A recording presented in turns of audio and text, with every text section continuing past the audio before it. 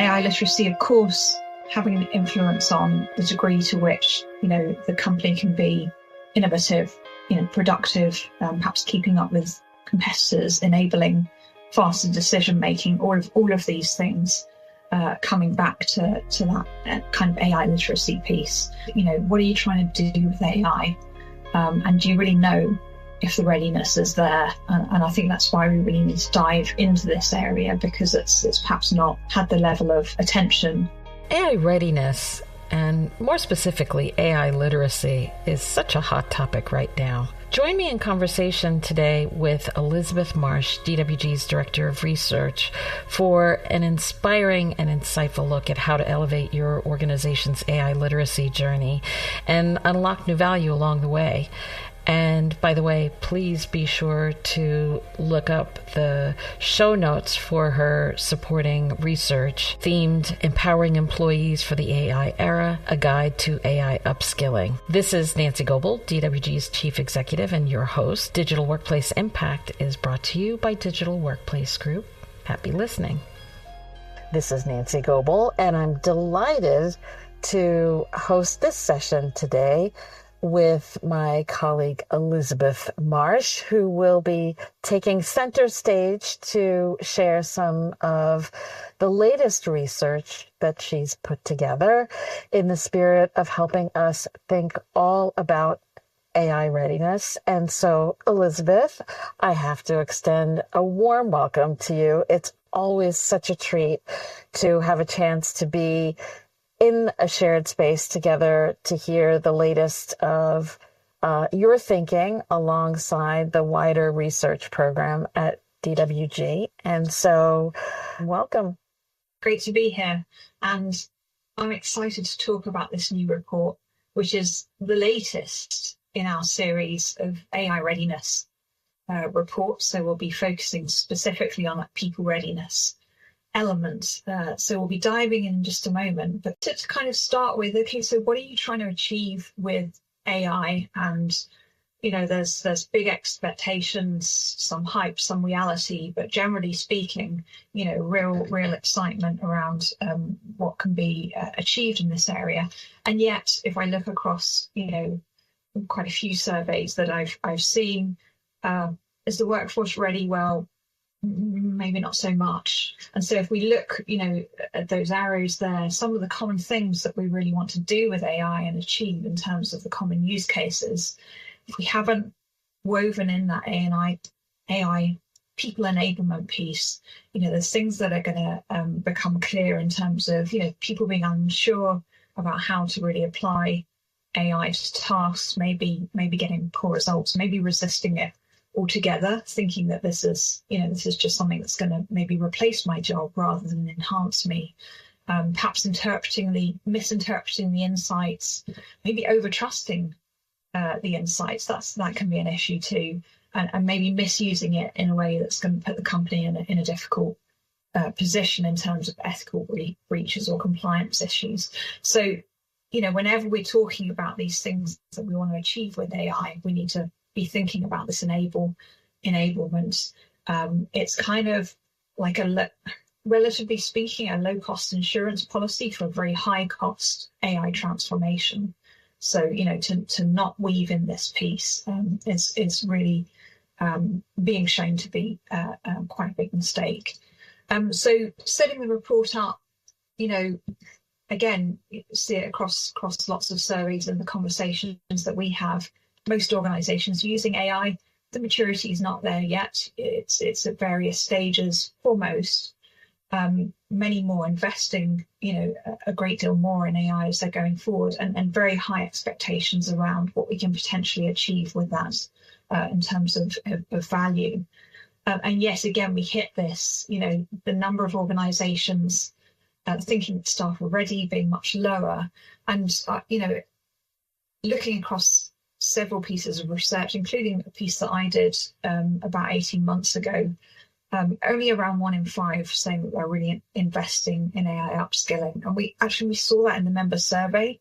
So I think 74% saying AI isn't a priority, only 17% saying we're focusing on digital literacy. So it's not quite there yet in terms of the priority. For those of you perhaps based in the EU or with people in the EU or doing business with the EU, in February, the EU's AI Act brought out the AI literacy principle, and this is about making sure that people have an appropriate level of readiness to use AI productively and responsibly. And there's not, as far as I'm aware, an equivalent in the US, although I think there's various states that are in progress of kind of raising the need for this to be considered. So Nancy, you at the end of last year very much highlighted that this need for schools of AI, so this focus on the skills that are needed, and both at a technical level, but also across the whole workforce as well. And so what we have done in this report, what I set out to do was to build a model of AI literacy specific for the digital workplace, and that's for the broad employee base. And in there's also pointers about, following a roadmap for upskilling. So we'll dive into that. So this really interested me. So why does it matter? And let's start with the kind of both the way that we think about AI, but also the way that we feel about this, because this has a big impact on that adoption. And I just liked this kind of qualitative piece of work from Slack, where they looked at just the range of emotions that can come up as we adopt and use AI, from perhaps feeling intimidated to going into confidence and resourceful, maybe curiosity, caution, confusion, at the end maybe even guilty. So you can see that there's quite a big array. I think there's more than that. There's a big array of emotions that can come up, and people may be skeptical, they may be resentful, they may be really excited but unsure. And so what we've seen in research is that AI literacy is a really important factor to help people on that journey, and kind of through perhaps some of the negatives to some of the more positive states. And people with greater AI literacy more likely to be positive, as you might expect, around the use of the tools. And those with lower AI literacy may be feeling more apprehensive, afraid, even kind of distressed about that. And then AI literacy, of course, having an influence on the degree to which, the company can be innovative, productive, perhaps keeping up with competitors, enabling faster decision making, all of these things coming back to that kind of AI literacy piece. What are you trying to do with AI? And do you really know if the readiness is there? And I think that's why we really need to dive into this area, because it's perhaps not had the level of attention. And I guess we shouldn't treat AI any differently from any other digital, major digital transformation that we go in terms of that training and support for the workforce. So it's not a big new thing. And, that's true of the way that digital workplace teams apply a lot of their skills to this in terms of the governance, etc., as well. So then I make the point, okay, yes, it's tongue in cheek, don't focus on AI literacy, but I'm serious as well. So, many of the skills that we need now in the workplace to use AI are very much rooted in general digital workplace literacy. And so organisations that have worked on some of those things, we have the example of Vodafone, who have approached a very holistic idea of digital upskilling with their WOW program. And so people are better set up in terms of that basic digital literacy, so both the competence but also the confidence to use digital tools, to take on new tools as they come. Can I solve problems? Can I optimize workflows? Do I know how to formulate a good search? Do I know how to critically evaluate data? So that base level, and then even more getting into the data literacy level. So, being able to use data to inform decision making, again, critically evaluate, understand where the data's come from, what the biases might be, how can I communicate it? And so I kind of take this step back because it's, a lot of you might just be focused where you really need to look at the AI literacy piece. If we can look at this more holistically, the workforce is going to be better prepared as new technologies, as new iterations of AI, and it's evolving fast, right? So they're going to be better prepared for this. So we need to think about those kind of foundational literacies. As I said, Vodafone, AstraZeneca, another example there. So they're really kind of thinking about that broader effort to upskill digitally as well. We talk about technical debt sometimes in the digital workplace, where kind of we pay the cost for perhaps legacy tools or poorly governed systems and code and etc. But I think there's also call it digital literacy debt or digital dexterity debt, if we want 3Ds, where now as we look at helping people to get up to speed on AI, it's actually revealing gaps in data literacy and digital literacy that haven't been addressed before as well. So it's kind of food for thought. So let's dive into the model. And we wanted a model that, really put the ethical component right at the heart of that model, and it's woven into all of the stages. We also wanted to make sure that this didn't look, I originally had something much more linear, but in fact it's a cycle, so it's not a kind of one and done. So hence that arrow round, and as we maybe go up that spiral with our AI skills. So this model is really a way of breaking down and thinking about the various components of what the workforce need. It's not that you would necessarily structure your program around this, but it helps with understanding the skills and kind of planning that approach as well. The first stage, I very much wanted to pick up on the basic awareness, and this sometimes gets missed out, but it's really important. It's that kind of foundational stage.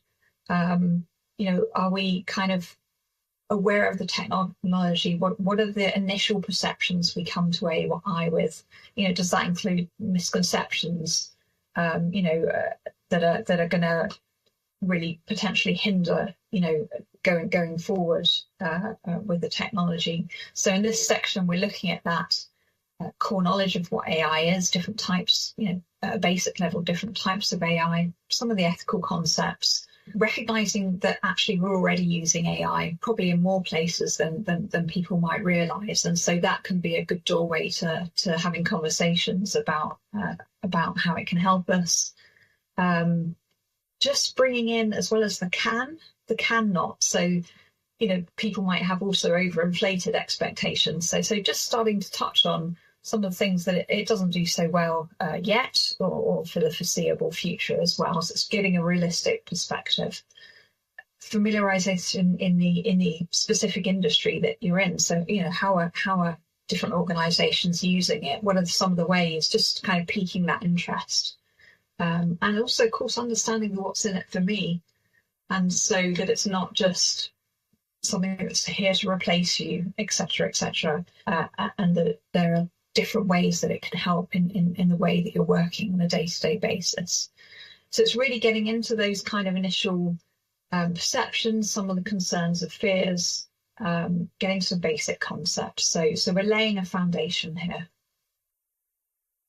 And across some of the examples we saw quite appealing kind of initial programs like GPT Kickstart at Moderna. So that's really something that they aimed at every employee, just being able to get started. You're not going to get into depth. At Danone, their Dan Skills program is kind of weaving the AI Academy into that and making sure that people can understand how in different parts of the operation they can kind of get in and use that. So then we come around the spiral a little bit and we come into know, and so we're getting into a bit more depth here in terms of the technical and operational proficiency that we're looking for employees, and more ability to kind of navigate around AI applications and kind of work with those interfaces, inputting into the, recognizing perhaps a bit more about how reliant these models are in terms of the data they're trained on and the algorithms. So really getting into the data literacy component. So a little bit more understanding about what is it we're looking at and some of the potential pitfalls. But also at this stage, getting more into perhaps the AI governance structures and policies that the organisation has. So making sure that that's well understood. And I think there's a desire often for employees to understand these things, but in an approachable way. I want to be safe in terms of how I'm using these. I don't want to make mistakes. So really helping people with that.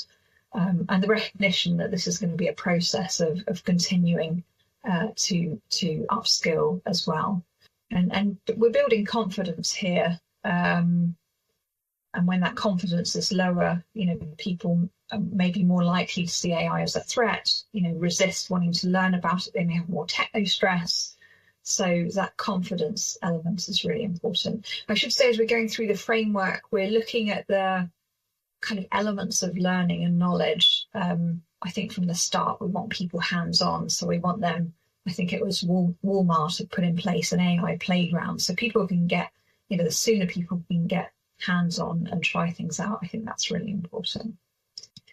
So now we're really getting in deep in terms of use and really applying those foundation concepts. So getting much deeper into what are the use cases? How can I use this on a daily basis? Getting more skill around writing prompts, steering some of the outputs, refining some of the outputs, thinking about AI kind of augmentation. So how is that human AI collaboration happening for me and within our team? And how does that work best? Perhaps getting a bit more innovative with the use of the tools that are available, being really clear on where the AI excels and where we can get the most out of it. Perhaps some experimentation there.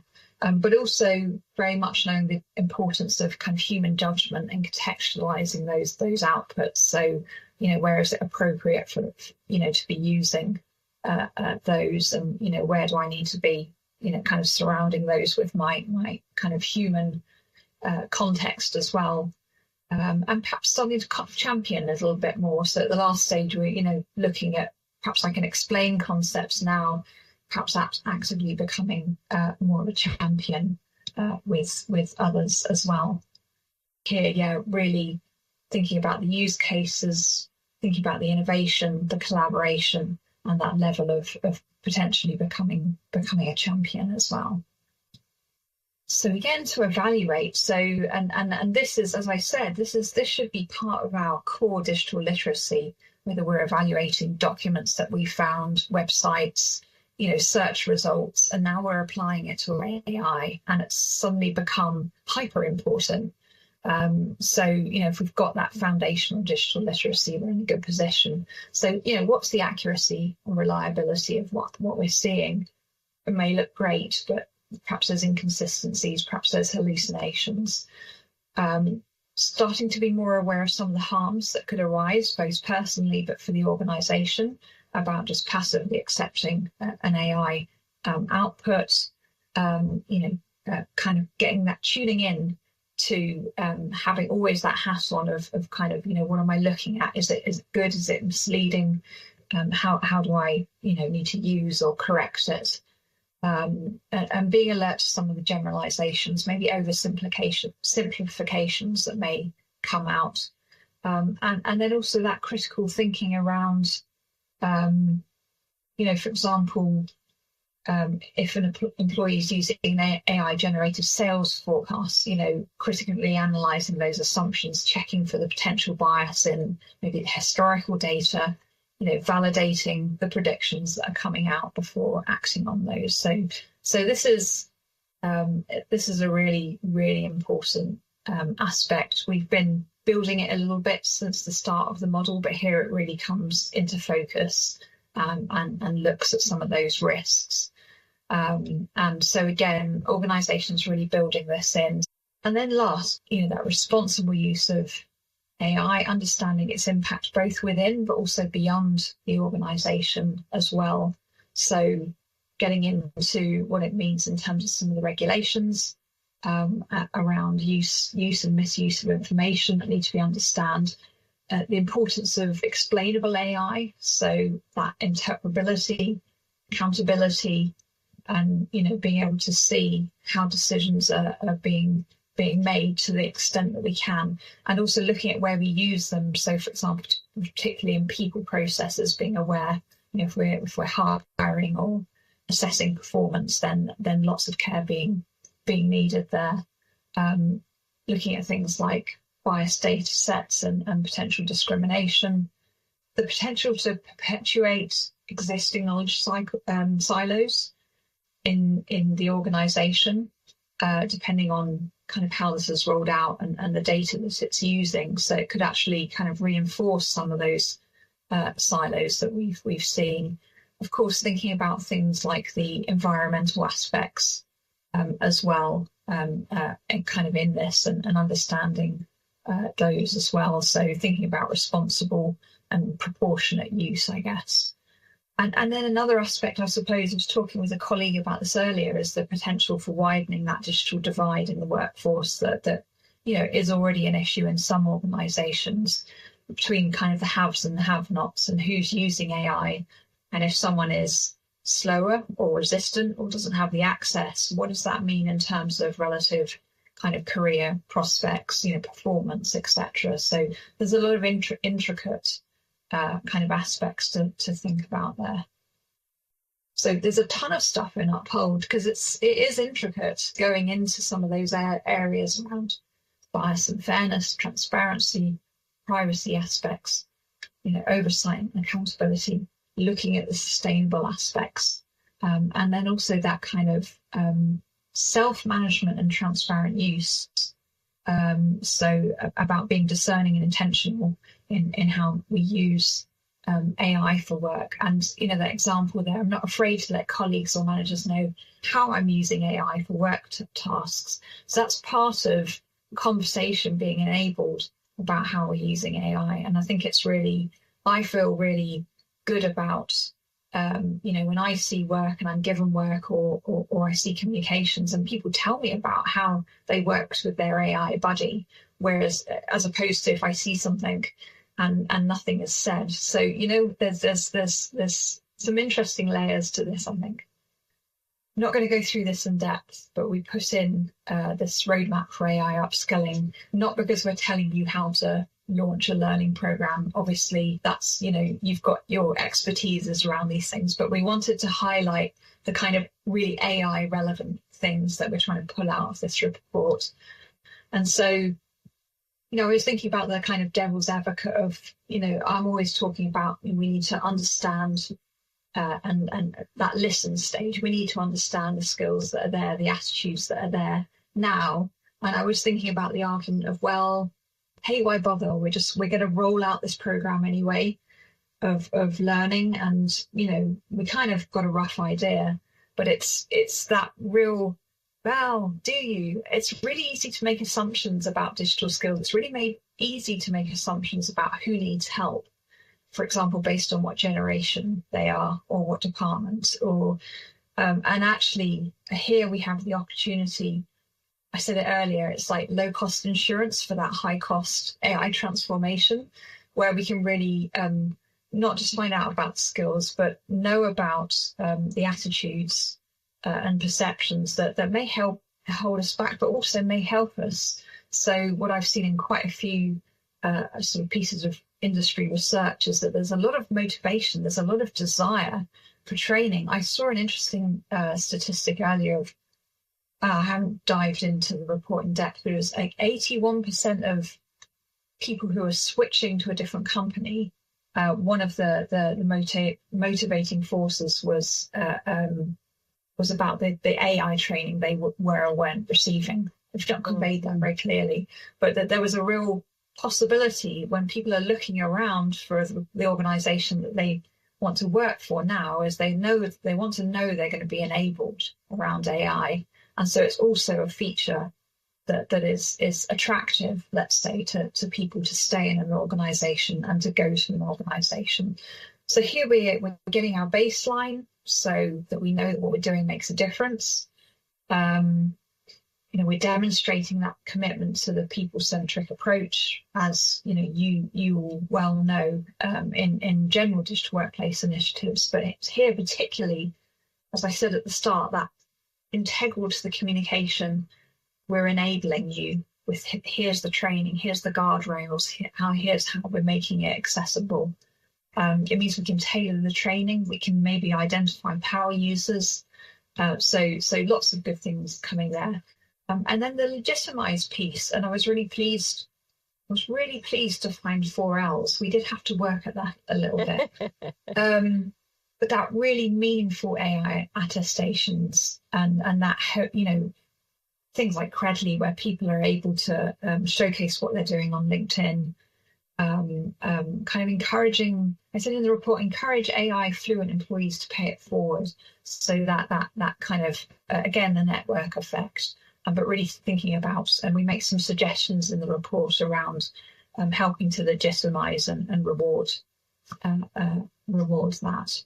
So the report is set up to enable you to support you in conducting your own, I'm less and less using assessment because it sounds a bit formal, a bit intimidating, that we're somehow going to kind of hit people with a ruler afterwards. But it's understanding, discovering what's happening around AI literacy in its broadest possible sense. And yes, there are things to think about when you're going through that process. And I know it sounds obvious, but really what you want to know, how can you really use the outputs that come through the questions that you're asking? It's really easy to end up accidentally assessing the digital workplace, and people can feel like, so for example, if the search isn't very good and you ask them about search skills, people can get quite defensive and like, it's not me. Actually, it's maybe a bit of both. So there's just an element of care also in how it's communicated so that people can be honest and can give you good quality answers. I've mentioned the idea of, some of the items to kind of self-assess, also scenario-based, I think is really useful to get into some of the kind of evaluative and ethical elements as well. Well, Elizabeth, you have given us such a great window into this body of work, and the examples that you gave really helped to bring the concepts to reality. And I guess one of the things I'm curious to know is, in the course of bringing this research together, was there anything that surprised you along the way, whether it was in terms of the examples that you surfaced or these elements that came together ultimately to form a spiral of literacy and development, or anything else for that matter? I think the thing that I did reflect on quite a bit was that it's the same and different. When I showed this, my tongue-in-cheek don't focus on AI literacy. So actually thinking about this holistically, I think it came clear to me how important that was. And when I looked, I saw that there was research to show that those that are coming forward with AI examples are very much talking about that AI enablement and that kind of broader confidence building really for employees.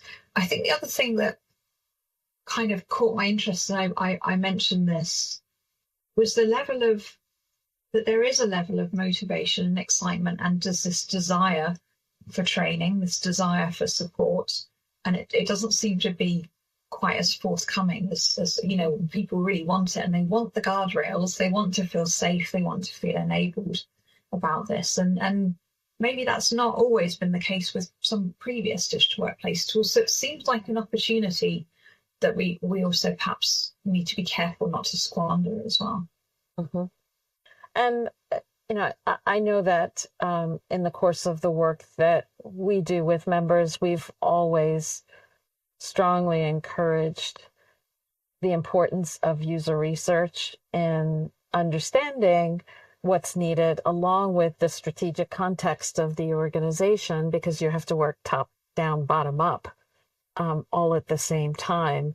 And when I, think about the listening activities that you were spotlighting earlier in sharing this framework, this is another way to be connected with employees and understand how they're thinking, what they're feeling, because this disruption factor is so foundational that people don't want to be left behind. You may recall when we had the gathering of the Trailblazers a few months ago, we talked about this notion of, the fear of becoming obsolete.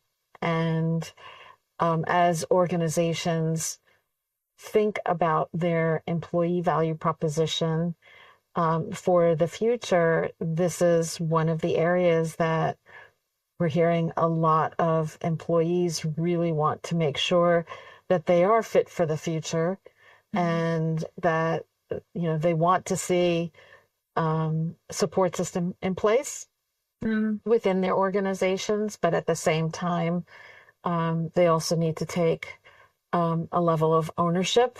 And in some cases, they move with their feet when an employer isn't giving them the support that they need. And, I can see very regularly on LinkedIn how people are getting certifications on their own, on top of considering role changes. So, you can either be the disruptor or be disrupted in conversations like this. And so for me, that's another angle to think about as part of your status as an employer of choice.